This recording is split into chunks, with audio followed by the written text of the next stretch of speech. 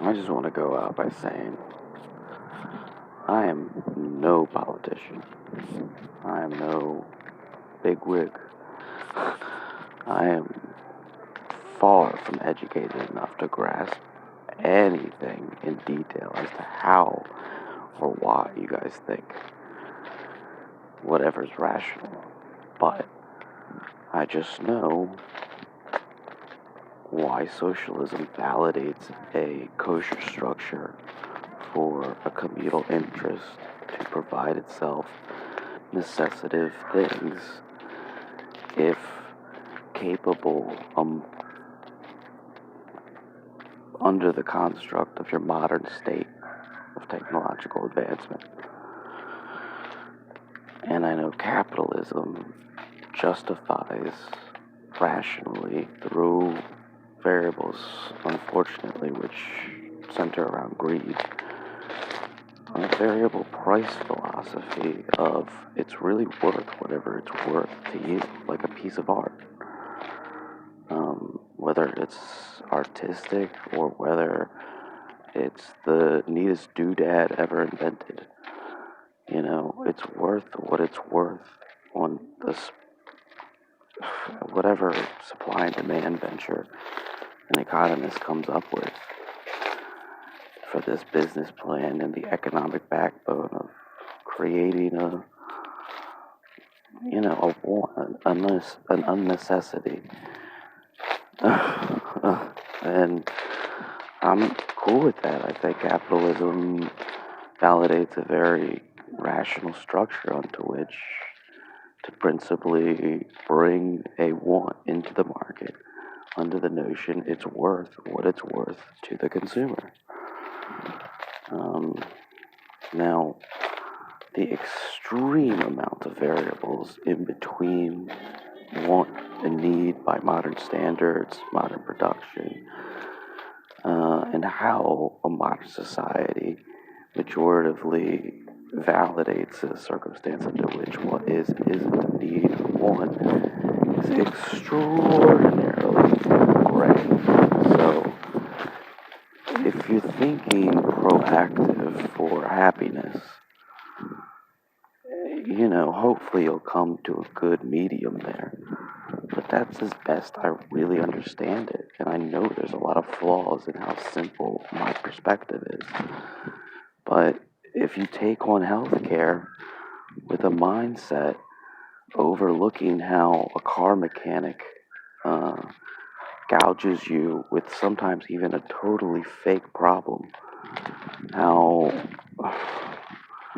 modern healing and medicine and pharmaceuticals derode anyone's perspective on how critical, first and foremost, good health and a good knowledge of very herbal supplemental interests like the original pharmacies in the colonies, you're really off base. Again, there's a lot of gray space in terms of circumstances which things can or could be better, and hopefully you're not breaking animal rights with bear bile to create these supplements or whatever. In this case, I would consider if it's already bottled and put into a pill, it's, questionable as to whether or not the animal rights construct is defendable so that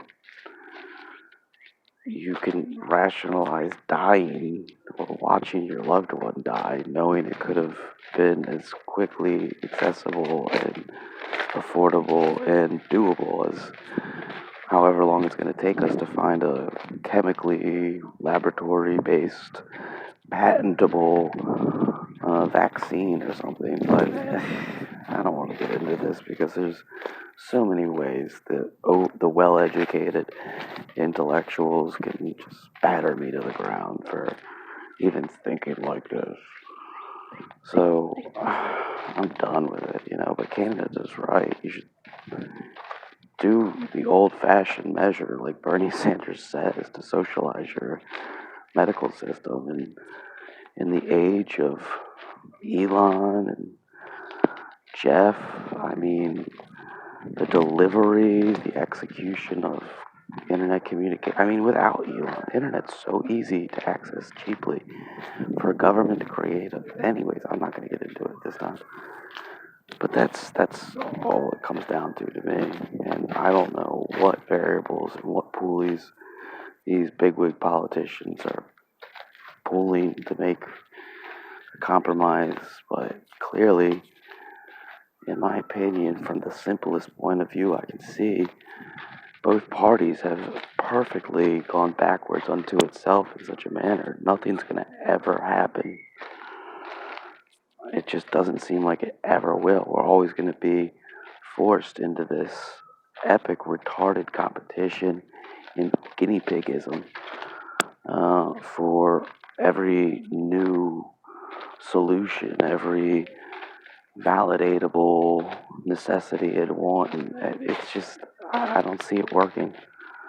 I don't see it being worth attempting to defend or fight. You just let it be, like the old Beatles song, let it be. And before you know it, Canada will have a situation where their government will be like, hey, why don't we make tons of AI drones which focally deliver medication from a mass government solution concept, which efficiently makes getting your stuff easy, at-home testing done. In all cases, it's most efficient and still most effect, or it just works. Again, whenever I come up with anything, all I know at this point is everyone's always going to come up with the most finite, retarded way to be like, well, that's not perfect, so nothing makes sense that you just said. Because of this imperfection in this one finite detail, because you syntactically didn't over elaborate how and why. If I took 2 seconds not to be a naysayer, it's obvious there's a way around that. So that's just, those are the minds I don't want to deal with. I don't want to be around. I just hope they hate me enough to take my ideas before I can use them as some sort of vengeance against me. And, I don't know, apply them to their society so that they can be happier and one day less cynical or something. I don't know.